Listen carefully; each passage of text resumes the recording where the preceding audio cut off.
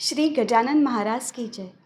श्री गजानन अनुभव ह्या पॉडकास्टचा आजचा आपला भाग आहे, भाग 135.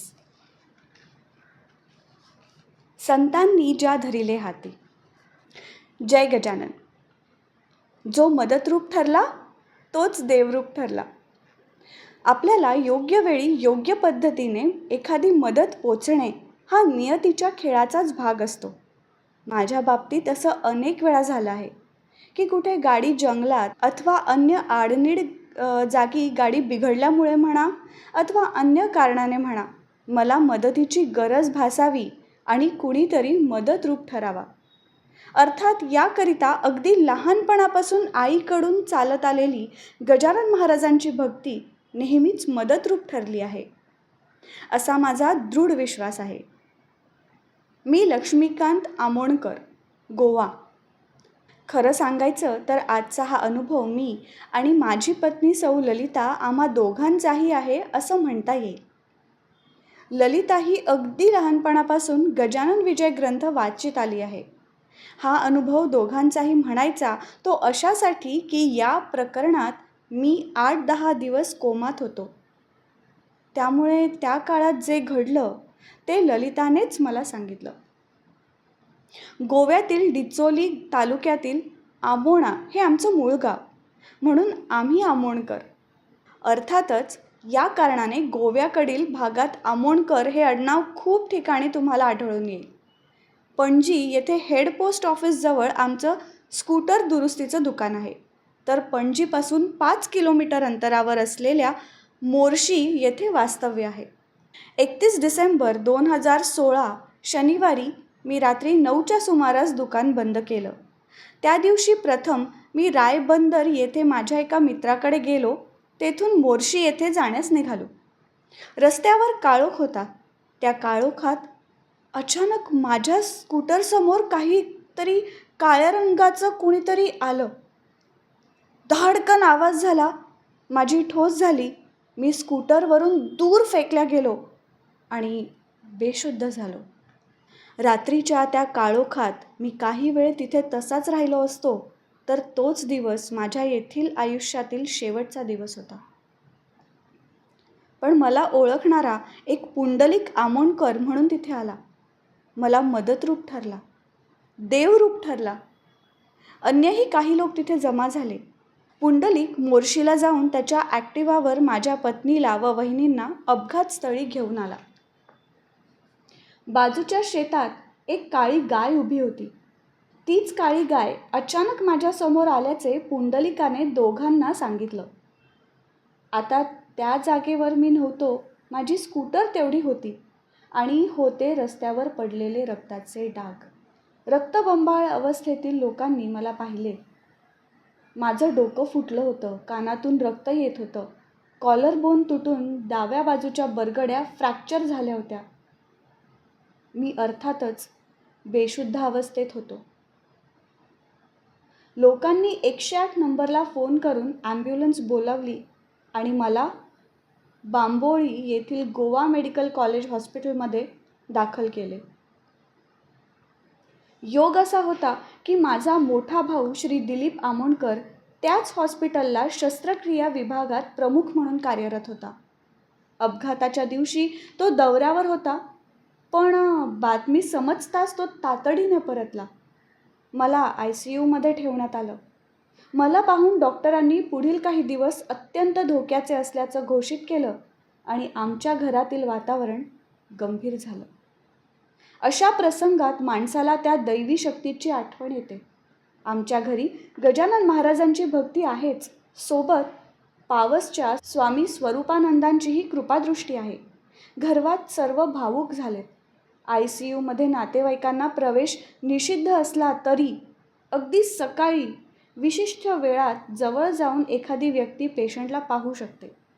सौ ललिताने गजानन महाराजांना म्हटलं, महाराज, मिस्टरांमध्ये चैतन्याची खूण दिसू दे. 1 जानेवारीला सकाळी गजानन महाराजांची लहान पोथी घेऊन महाराजांचं नाव घेत ललिता माझ्या बेडजवळ आली. तिने ती पोथी माझ्या अंगाला स्पर्श करीत नखशिखांत अंगावरून फिरवली. महाराजांना तळमळीने प्रकृतीविषयी प्रार्थना केली. मी त्या 8 दिवसात कोमात असल्याने काहीच बोललो नाही, पण पोथी फिरत असतानाच मी हात दे गो परमेश्वर असं काहीसं अस्पष्ट पुटपुटलो. माझी प्रकृती गंभीरच होती. तो दिवस पार पडला. मात्र 2 जानेवारीला अचानक डॉक्टरांच्या हालचालींना वेग आला. दवाखान्यात एकच धावपळ सुरू झाली. माझ्या बेडजवळ कुठलंसं मशीन आणता आहेत.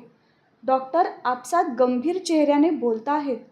डॉक्टरांनी माझ्या छातीवर एक हाताचा तळवा ठेवून दुसरा हात त्यावर ठेवून दाबणं सुरू केलं आहे.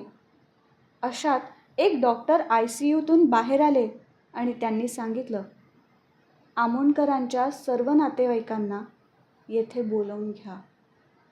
आम्ही प्रयत्न करीत आहोत, पण आम्हालाही काही मर्यादा आहेत. But after all God is great.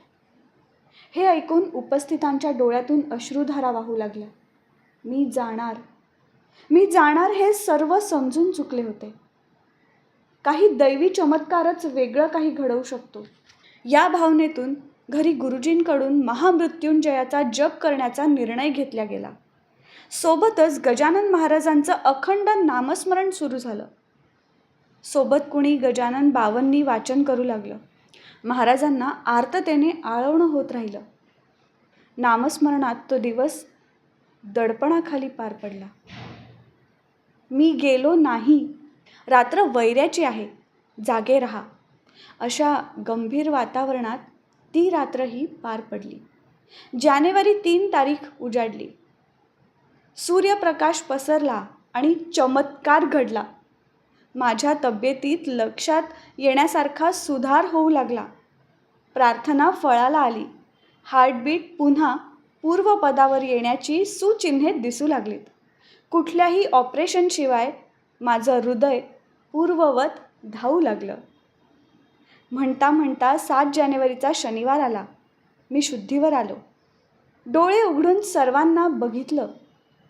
22 जानेवारी रोजी मला डिस्चार्ज मिळाला. 1999 पासून नित्यनियमाने मी शेगावला जातो आहे. दर श्रावणात घरी गजानन विजयचं पारायण करायचं आणि पारायण पूर्ण झालं की शेगावला दर्शनासाठी जायचं. हा माझा नेम अजूनही सुरू आहे. महाराजांच्या चरणी भावना दृढ आहे. म्हणूनच हॉस्पिटलमधून सुट्टी झाली तेव्हा डॉक्टरांनी म्हटलेलं वाक्य आम्हाला अजूनही आठवतं आहे. डॉक्टर म्हणाले होते, हे कसं काय घडलं हा एक चमत्कारच आहे, पण सुपर पॉवर आहे हे खरं आहे. Anyway, all the best. तब्येतीची काळजी घ्या. लोक ज्याला सुपर पॉवर म्हणतात ना, आम्ही गजानन महाराज भक्त त्याला समर्थ सद्गुरू श्री गजानन महाराज असं म्हणतो. आणि असं काही घडलं की हात जोडून त्यांचं नामस्मरण करतो. श्री गजानन जय गजानन, श्री गजानन जय गजानन. आता आपण ऐकलात हा अनुभव आहे श्री लक्ष्मीकांत आमोणकर गोवा यांचा. जयंत वेलणकर यांनी शब्दांकित केलेले, पौर्णिमा देशपांडे हिच्या आवाजात आणि नचिकेत शिरे प्रस्तुत श्री गजानन अनुभव ह्या पॉडकास्टचा हा भाग. हा पॉडकास्ट तुम्हाला कसा वाटला हे आम्हाला नक्की कळवा. तुमच्याकडे असे काही अनुभव असतील तेही आमच्यापर्यंत पोचवायला विसरू नका. डॉक्टर जयंत वेलणकर आणि मी पॉडकास्टरचे डिटेल्स खाली शो नोट्समध्ये दिले आहेत. दर गुरुवारी नवीन अनुभव ऐकण्यासाठी मी पॉडकास्टर चॅनलला नक्की सबस्क्राईब करा आणि इतरांना पण शेअर करा. तुम्हाला जर घरी समर्थ सद्गुरू श्री गजानन महाराजांची उपासना करायची असेल तर त्यासाठी डॉक्टर जयंत वेलणकर यांनी रेकॉर्ड केलेल्या साधनेचा आपण लाभ घेऊ शकता. त्याची लिंक खाली दिलेली आहे. मी पॉडकास्टरचे इतरही पॉडकास्ट नक्की ऐका. पुन्हा भेटूया पुढच्या गुरुवारी एका नवीन अनुभवासोबत. तोपर्यंत श्री गजानन जय गजानन, श्री गजानन जय गजानन.